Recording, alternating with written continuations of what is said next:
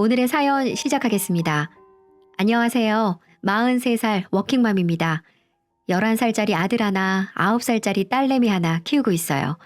결혼은 12년 전 제 나이 32때 3살 어린 남자와 했고요. 하지만 단 한 번도 남편이 연하라는 사실을 실감해 본 적은 없습니다. 소개팅으로 만난 첫날부터 지금까지 남편은 늘 어른스러운 모습만 보여줬거든요. 싸울 때도 저는 언제나 저도 모르게 언성을 높여 화를 내곤 했지만 남편은 달랐어요. 정말이지 남편이 화를 낼 수밖에 없는 상황일 때도 남편은 늘 침착하게 마음을 다스리고 대화로 상황을 풀어나가려고 했어요. 그런 모습을 보다 보니까 이 남자 정말 괜찮다 하는 생각이 들더라고요. 게다가 연애 기간 중 친정 아버지가 돌아가시는 일이 있었는데 정말 미친 듯이 우느라 정신도 못 챙기는 저와 엄마를 대신해서 남편이 장례식 준비부터 발인까지 도맡아 진행해줬어요. 오시는 손님들 맞으며 상주 노릇까지 해줬고요. 게다가 그렇게 혼자 며칠을 밤을 세워놓고도 제게 뭐라도 좀 먹어라, 좀 더 자라 하면서 제 걱정뿐이더라고요. 생색 한번 당연히 내지도 않았고요. 그 모습에 저는 겨우 8개월의 짧은 연애 기간에도 불구하고 결혼까지 결심하게 되었어요. 하지만 슬프게도 이 세상에 완벽한 남자는 절대 없더라고요. 바로 남편의 어머니가 문제거리였습니다. 시아버지는 초등학교 교감까지 지내신 교육자이시고 시어머니는 가정주부신데요. 시어머니는 처음 인사를 드리러 갔을 때부터 절 마음에 안 들어 하셨어요. 아니, 아무리 시대가 변했다고 해도 그렇지 어떻게 3살이나 연상이야? 그리고 연상이면 피부 관리도 좀 하고 그래야지. 너무 제 나이로 보이는 거 아니니? 이런 말까지 하시면서 절 면박 주시더라고요. 그 말에 제 남편과 시아버지는 그런 소리 하지 말라고 시어머니를 나무랐지만 시어머니는 정말 콧방귀도 안 뀌더라고요. 시어머니가 완전 공주 스타일이죠. 꾸미는 거 좋아하고 사람 깔보기 일수고요. 몸 쓰는 일은 절대 싫어합니다. 그래서 옛날부터 가사 도우미도 많이 쓰셨다고 해요. 자기 손에 물 닿으면 습진 생긴다면서요. 만약 제 딸이 그런 집에 시집가려고 한다면 쌍수를 들고 말릴 테지만 사람 마음이라는 게 본인이 그 상황에 닥치면 냉정해질 수가 없더라고요.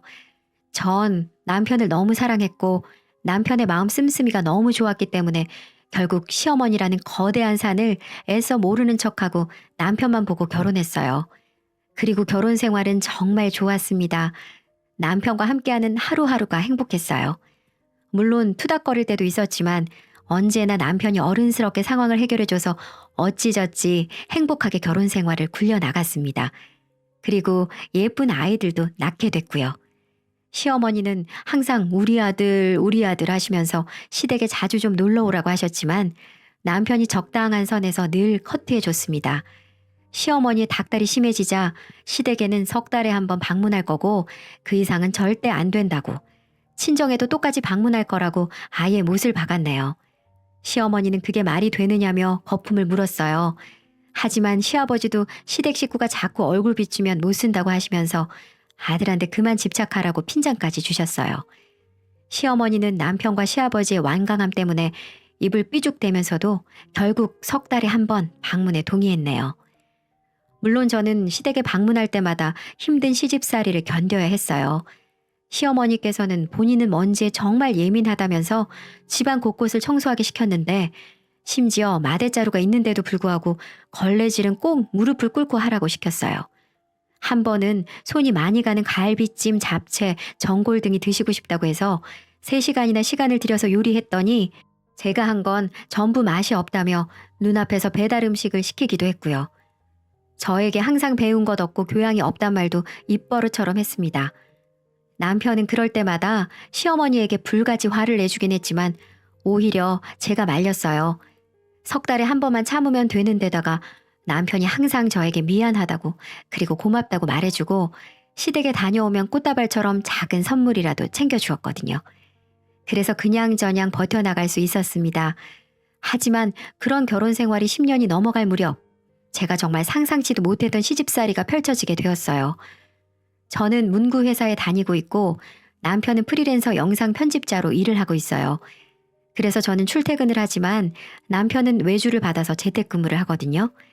그런데 회사에서 제게 강원도로 지방 발령을 낸 겁니다. 본사 직원으로서 공장 가까이에 머물면서 공장과 조금 더 원활하고 빠르게 소통해달라는 게 회사의 당부였어요. 하지만 원래 거주지였던 서울을 떠나 갑자기 강원도로 간다는 건 정말 엄청나게 큰일이잖아요. 아무래도 회사를 그만둘 수도 없고 가족들은 다 두고 저 혼자 강원도로 이사 가는 게 어떨까 싶어 남편에게 고민을 털어놓았죠. 그랬더니 남편이 심각한 표정으로 그러더라고요.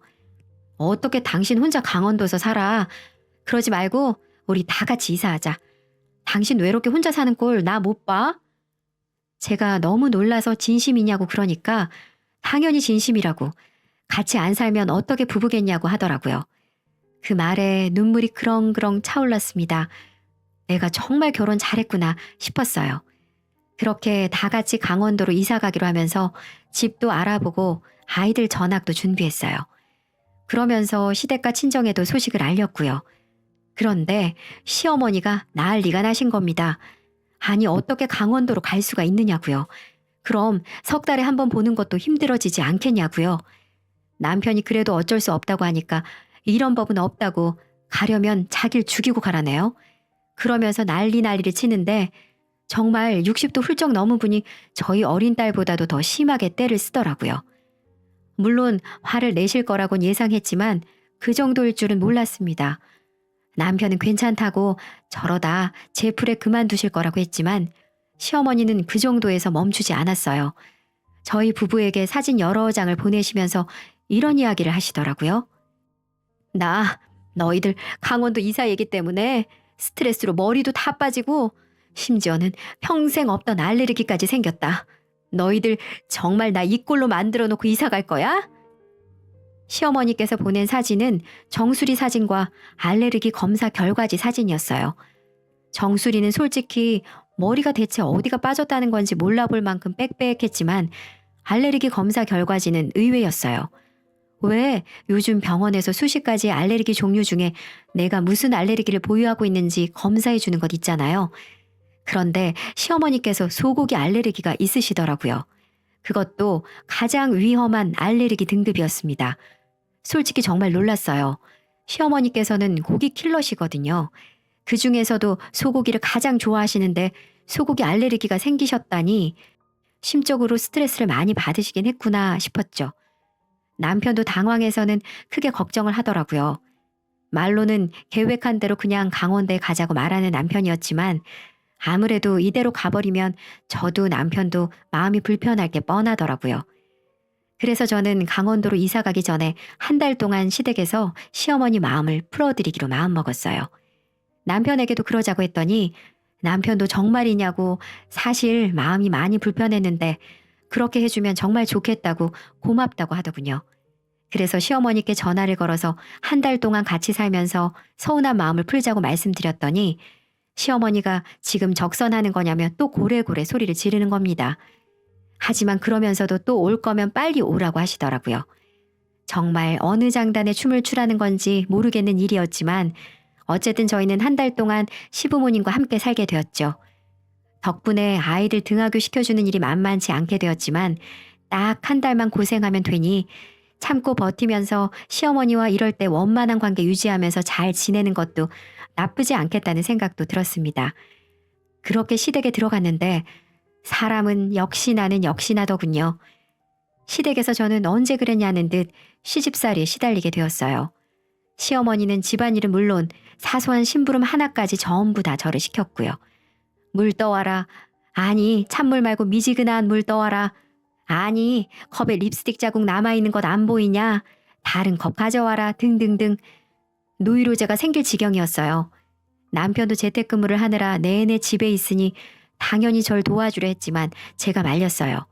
당신이 이러면 우리 한 달 뒤에 갈 때 또 엄한 소리 들어야 한다고요.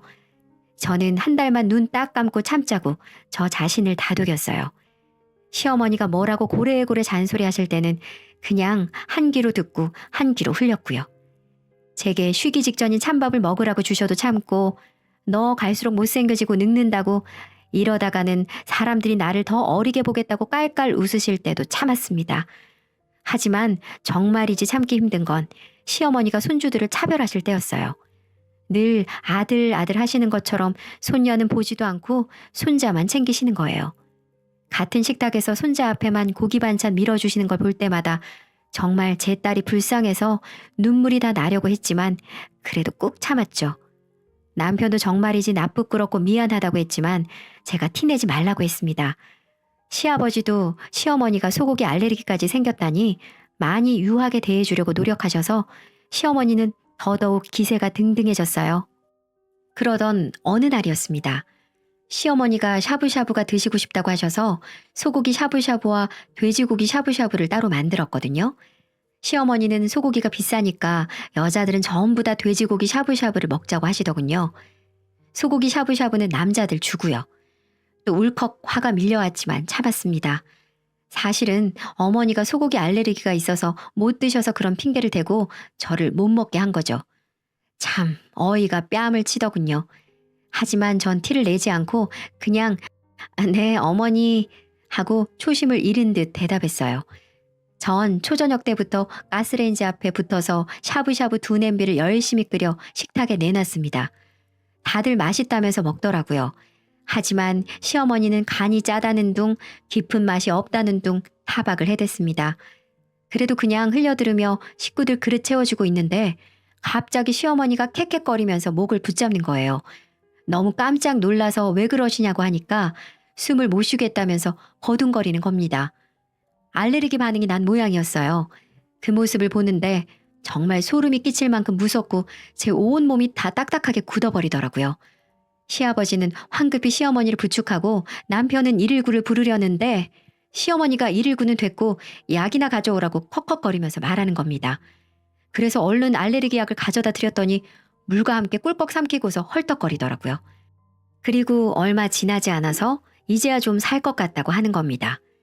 남편은 정말 119 안 불러도 되겠냐고 했지만 시어머니는 됐다고 병원에서도 이럴 때 약 먹으면 된다고 했다는 거예요. 그러고는 저를 확 째려보더라고요. 너 국자 섞었었지? 네가 아주 시애미를 죽이려 들어? 그러면서 서러워 죽겠다는 듯 눈물까지 맺더라고요. 어쩌겠습니까? 당연히 제가 죄인이지요. 정신없이 식구들 챙기느라 국자를 섞었었는지 아닌지도 전혀 모르겠더라고요. 그래서 그냥 너무 죄송하다고 한 번만 용서해달라고 싹싹 빌었어요. 시아버지도 이번엔 며느리 내가 잘못했다고 하시더라고요. 남편도 마찬가지였고요. 당신이 잘못했어. 어머니 알레르기 있으니까 조금 더 조심하지 그랬어. 당신 불찰이야. 남편이 처음으로 제 편을 안 들어주니까 정말 서럽더라고요. 하지만 물론 제 잘못이니 일단 계속 빌었습니다.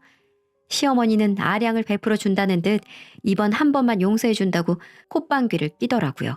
눈물이 다 찔끔 나더군요. 정말 몸도 마음도 고되다는 게 이런 거구나 그때 느꼈네요. 샤브샤브 사건 이후로 저는 정말 더 조심했어요. 다시다도 소고기 다시다는 절대 안 섞고 혹시나 소고기 국물이 튈까 싶어 시어머니 음식은 아이의 1인용 인덕션에 멀찍이 떨어뜨려서 조리를 했습니다. 시어머니도 그래 그 정도 정성은 있어야 며느리라면서 앞으로도 계속 그렇게 하라고 말씀하시더군요. 한숨이 푹푹 절로 나왔지만 지은 죄가 있으니 입을 다물었어요. 남편은 알레르기 사건 이후로 절 대하는 태도가 조금은 싸늘해졌고요. 서럽고 섭섭한 마음에 저는 식구들이 모두 자는 새벽을 틈타서 친구와 종종 전화로 수다를 떨곤 했습니다. 그러다 제가 지난 샤브샤브 사건을 털어놨어요. 그 사건 때문에 지금까지도 죄인 모드로 숨죽이고 있다고 했더니 친구가 뭔가 이상한데? 라고 하더라고요. 뭐가 이상하냐고 하니까 친구도 심한 복숭아 알레르기가 있는데 숨을 못 쉴 정도로 기도가 부풀어 올랐다면 절대 시판 알레르기 약 정도로는 가라앉지 않는다는 거예요. 아이의 침도 못 삼킬 정도인데 어떻게 약을 삼킬 수가 있냐고 하더라고요. 친구의 말에 갑자기 쎄한 기분이 몰려왔습니다. 사실 저도 그렇고 시댁 가족들도 그렇고 알레르기가 있는 사람이 한 명도 없어서 관련 지식이 전혀 없었거든요. 그러고 보니 정말 친구의 말대로 숨을 못 쉴 정도인데 어떻게 약을 삼키셨지? 하는 생각이 들더군요. 설마 아니겠지 싶었지만 쎄한 기분은 좀처럼 가라앉지 않았고요. 그래서 시어머니가 보내셨던 사진을 급히 다시 뒤져봤죠. 그런데 이제 보니까 알레르기 검사의 맨 윗부분이 교묘하게 잘려 있더라고요. 보통 환자의 이름이 맨 윗부분에 적혀 있잖아요. 아무래도 뭔가 이상하다 싶었습니다. 검사 결과지를 봐야겠다 싶더라고요. 그날부터 전 식구들이 집에 없을 때를 노려 집을 조금씩 뒤지기 시작했어요. 누가 보면 너무 집요하다고 생각할지도 모르겠지만 그땐 정말이지 그 쎄하고 찝찝한 기분 때문에 잠을 못 잘 정도였거든요. 꼭 진실을 밝히고 말겠다는 생각뿐이었어요. 그리고 집안을 뒤진 지 딱 나흘이 되었을 때 전 검사 결과지를 찾아냈어요. 장롱 위 깊숙이 숨겨져 있더군요. 그런 곳에 숨겨놨다는 것부터가 수상했어요. 그리고 결과지 내용을 확인한 순간 전 정말이지 경악을 금치 못했어요. 어머님의 알레르기 결과지는 깨끗했어요. 그 흔한 진먼지 알레르기 하나 없이 아주 깨끗했습니다. 소고기 알레르기가 있는 결과지도 함께 있었는데 그건 다른 사람의 이름으로 되어 있더군요. 생년이 어머님과 동년배인 것이 아마 친구분의 결과지를 빌린 모양이었습니다. 정말 소름이 돋고 어이가 없더라고요. 처음에는 이걸 대체 어떻게 할까? 그냥 눈 딱 감고 모르는 척 할까? 하는 생각도 있었습니다. 정말이지 엄청난 폭탄 선언이라 터뜨리는 게 부담스럽더라고요. 하지만 이대로 가슴속에 묻어버리기에는 정말 심장이 터질 것 같아서 시어머니께 조용히 대체 왜 그러셨냐고 여쭤보려고 했어요. 서로 진지하게 대화한 뒤 시어머니께서 자신의 거짓말을 스스로 털어놓으실 수 있도록 기회를 드리는 게 좋겠다 싶었습니다. 그래서 제가 비밀을 알아낸 바로 그날 시어머니께서 외출해서 들어오셨길래 같이 산책 가시지 않겠냐고 여쭤봤죠. 그랬더니 갑자기 절 위아래로 훑어보시더라고요. 시어머니 특유의 공주 눈빛이 있어요. 사람을 완전히 깔보는 눈빛이요. 그러더니 어이가 없다는 듯이 말씀하시더라고요. 너는 시어머니 황천길 보낼 뻔해놓고 뻔뻔하게 산책 가자는 말이 나오니? 조선시대 같았으면 바로 집 밖으로 내쫓겨서 객사했을 거야. 나 정도 되는 시어머니니까 데리고 살아주지. 그러면서 제 어깨를 확 밀쳐버리고 지나가는데 그 순간 저는 제 안의 모든 인내심을 다 잃어버렸습니다. 너무 서럽고 화가 나서 주먹이 다 부들부들 떨리더라고요. 눈물도 저절로 쏟아지고요. 아, 시어머니에게는 마지막 기회조차도 사치구나 싶었죠. 집안 분위기고 뭐고 그냥 터뜨려버리겠다고 결심하게 됐어요. 그래서 다음 날 저는 문제의 샤브샤브를 다시 준비했죠. 소고기 샤브샤브와 돼지고기 샤브샤브를요. 두 고기 다 부드럽고 야들야들한 부위를 엄선해서 아주 얇게 썰었습니다. 그리고 차려냈더니 시어머니가 아주 질색하는 거예요. 나 샤브샤브에 안 좋은 기억 있는 거 몰라? 알아. 너 진짜 나한테 왜 이러니? 그러시기에 이번에는 정말 잘 준비했다고 국자 섞어 쓰는 일도 없을 거라고 말씀드렸어요. 그랬더니 짜증을 내면서도 식탁에 앉기는 하시더라고요. 그렇게 식사가 이어졌습니다. 그리고 식구들이 샤브샤브 냄비를 거의 다 비웠을 때 제가 입을 열어 말했어요. 어머니, 맛이 어떠셨어요? 오늘은 괜찮으신가 봐요? 그래, 오늘은 좀 괜찮네. 가서 어여 물 한 잔 떠와. 그러시는 겁니다. 전 그때를 노렸어요. 어머, 세상에 고기가 섞였었네. 어머, 근데 어머니 괜찮으세요? 어머니 소고기 알레르기 있으시잖아요. 그랬더니 시어머니가 기겁을 하고 놀라시더라고요. 남편과 시아버지도 그게 무슨 소리냐면서 눈이 커다래져서는 황급히 시어머니에게 괜찮냐고 묻더라고요. 당신 어떻게 그런 실수를 또 해? 미쳤어? 남편은 아예 눈이 돌아가서는 저한테 버럭버럭 소리를 쳤고요. 시어머니는 그러자 갑자기 또 영화배우 저리 가라는 듯 명령기를 시작하는 겁니다. 벼랑간 캑캑거리면서 기침을 토해내더니 전현이 정말 날 죽이려는 게 확실하다고 사지를 떨고 난리 부르스를 치더라고요. 남편은 바로 119에 전화하려 했지만 시어머니는 또다시 됐다고 약을 가져오라고 외쳤어요. 시아버지는 제게 정신머리가 있는 거냐며 화를 고래고래 내셨고요. 저는 정신이 없어 우왕좌왕하고 있는 남편에게 내가 대신 약을 가져오겠다고 말한 뒤 앞치마 주머니에 넣어두고 있었던 문제의 알레르기 검사 결과지를 시어머니의 손에 확 쥐어줬습니다. 어머님을 싹 낫게 해드릴 약이 바로 여기 있다고 말하면서요. 시어머니는 뭔가 이상하다고 싶었는지 버둥거리면서 눈을 살짝 떴고 제가 내민 종이가 무엇인지 깨달은 순간 얼굴이 새하얘졌습니다. 시아버지는 이렇게 급한 와중에 뭐냐며 화를 내셨지만 시어머니가 갑자기 발작을 멈추자 이상함을 느끼고 종이를 빼앗아 들어 내용을 살피셨죠. 그리고는 얼음장이 되셨어요. 남편도 대체 무슨 일이냐며 다가와서는 종이를 살펴보고는 수스라쳤습니다. 시어머니는 조용히 눈치를 살피기 시작했고요. 저는 미리 준비해뒀던 짐가방을 챙긴 뒤 아이들 손을 하나씩 붙잡았어요. 아이들도 집안에 큰 소리가 나고 있으니 분위기를 파악하고 조용히 있더라고요. 저는 사색이 된 시어머니를 바라보며 말했어요. 저 이혼합니다. 이렇게 하나밖에 없는 며느리를 어떻게든 괴롭히려고 하는 집안하고는 전 더 이상 못 살아요. 그러니까 시어머니 말이라면 꿈쩍 못하는 며느리 구해서 벽에 똥칠할 때까지 잘 사세요. 아시겠어요? 하고 집을 나와버렸습니다. 제가 현관으로 향하니까 남편이 기겁을 하고 달려와서 절 붙잡더군요. 시아버지도 마찬가지였고요. 미안하다고 용서해달라고 남편과 시아버지가 정말이지 빌듯이 말씀하더군요. 사실 정말로 이혼할 생각은 없었습니다. 솔직히 시어머니 때문에 포기해버리기에는 남편이 너무 아깝기도 했고요. 아이들에게 아빠 없는 삶을 물려주고 싶지도 않았어요. 하지만 그 순간만큼은 제가 세게 나가야 할 타이밍이라고 생각했죠. 시어머니는 바닥에 주저앉은 채로 어쩔 줄 모르고 눈만 굴리고 있었고요. 저는 근처 호텔에 가 있겠다고 재산 분할 어떻게 할지 생각해서 오라고 남편에게 단호하게 말한 뒤 집을 나갔어요. 남편과 시아버지는 끝까지 주차장까지 절 쫓아오며 미안하다고 빌었지만 전 굴하지 않았어요. 아이들을 태우고 그대로 호텔로 향했습니다. 그렇게 호텔 객실에서 아이들을 재우고 난 뒤 다음날 새벽이 되었을 때였어요. 핸드폰이 울렸습니다. 시아버지셨어요. 일단 전화를 받았더니 묵직한 목소리로 집에 좀 와달라고 하시더군요. 제발 부탁이라고 말씀하시는데 목소리가 너무 안 좋으셔서 알겠다고 했습니다. 말했듯 저는 이혼 생각이 없었고 바라는 건 문제를 해결하는 거였으니까요. 그래서 아이들을 깨워 차에 태운 뒤 집으로 갔습니다. 문을 열었더니 안절부절 못하고 서 있던 남편이 달려나와선 절 끌어안더라고요. 시어머니는 절 보더니 입술을 실룩대면서 사납게 눈을 일그러뜨렸고요. 아직도 반성을 안 하시는구나 싶었죠. 일단 아이들은 방에 넣어두고 하실 말씀 하시라고 했더니 시아버지가 시어머니에게 빨리 말하라고 눈치를 주시더군요. 그러자 시어머니가 조금 망설이나 싶더니 입을 열었습니다. 정말 미안하다. 내가 괜히 객기 부린 거 인정해. 다시는 안 그럴 테니 이제 우리 다시 잘 지내보자꾸나.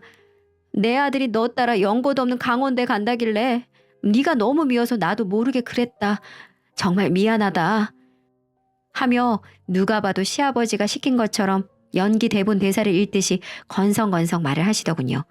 사과는 사과였지만 정말이지 진정성이 전혀 느껴지진 않았습니다. 시아버지는 사과가 그게 뭐냐며 버럭 화를 냈지만 시어머니는 뻔뻔하게 내가 사과했으니 됐지? 하는 표정을 짓고 있더군요. 기가 찼습니다. 그때 곁에서 조용히 듣고 계시던 시아버지가 입을 여셨어요. 아무래도 옆편 내가 이런 꼴이 된 게 내가 너무 오냐오냐 대접하면서 같이 살아서 그런 것 같다. 아무래도 몸 쓰는 일을 하면서 반성을 해야 버릇이 고쳐지겠어. 그 말에 시어머니 얼굴이 사색이 되더라고요. 당신 그게 무슨 말이냐면서 소리치니까 시아버지가 최대한 빨리 시골로 이사가서 농사 지으면서 살겠다고 하시더라고요. 사실 시아버지가 오래전부터 귀농을 바라시긴 했는데 매번 시어머니 결사반대로 어그러지셨거든요. 시어머니는 기겁한 표정으로 지금 그게 무슨 소리냐고 시아버지에게 왁왁 소리를 치셨지만 시아버지는 눈 하나 깜빡하지 않으셨습니다. 다음 달 안으로 바로 이사 가겠다고 하시면서 제게 제발 이혼만은 다시 생각해달라고 너희들 서로 사랑하지 않냐면서 둘이서 집으로 돌아가서 결혼 생활을 긍정적으로 생각해보라고 하셨어요. 시어머니는 이대로는 못 간다고 저와 남편을 절박하게 붙잡으셨고요. 그렇게 제발 시아버지를 말려달라고 제게 애원하는 그 눈빛을 보니 너무 웃겨 죽을 뻔했네요. 하지만 시아버지가 나서서 시어머니를 떼어주시면서 얼른 짐 챙겨서 가라고 하셨어요. 시어머니는 그날 이후 제게 매일같이 정말 미안하다고 문자를 보내시곤 했어요. 하지만 시아버지의 뜻은 변함이 없었습니다. 시아버지는 정말로 시어머니를 끌고 깡시골로 이사를 가셨어요. 아버님 고향인 전라도 무안으로 가서 양파 농사를 짓는다고 했는데 제게 카톡으로 사진을 하나 보내주시는 겁니다.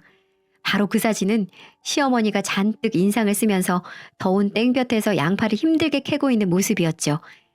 그러면서 내 시어머니 이렇게 반성하고 있다고 우리 아들 잘 데리고 살아달라고 하시면서요. 본인 치맛자락에 물 조금 튀는 것도 기겁하고 싫어하시던 분이 울상으로 온몸 가득 흙 범벅되어가며 일하는 걸 보니까 솔직히 고소했습니다. 그 사진을 보고 얼마나 배꼽 잡고 웃은 줄 몰랐어요. 그날 피로가 싹 풀리는 것처럼요. 어떻게 부부 사이인데 저렇게 행동하는 모습이나 말하는 모습이 다를 수가 있는지 알다가도 모를 일이었어요. 그리고 저와 남편은 당연히 시어머니가 없으니 자연히 예전의 건강한 관계로 돌아갔고 강원도로 이사도 무사히 했습니다. 그렇게 우리 네 식구는 행복하게 잘 지내고 있어요. 그리고 시어머니하고도 아버님 덕분에 사이가 많이 좋아졌고요. 가끔 전화해서 제 안부도 묻곤 하시고 손주들 보고 싶다며 가끔 찾아오기도 하십니다. 물론 명절 때는 저희가 찾아가고요. 저도 며느리 역할도 잘 하면서 그동안의 앙금은 싹 잊어버리고 잘 지내보려고 해요. 그래도 가족이니까요. 지금까지 제 사연 들어주셔서 감사합니다.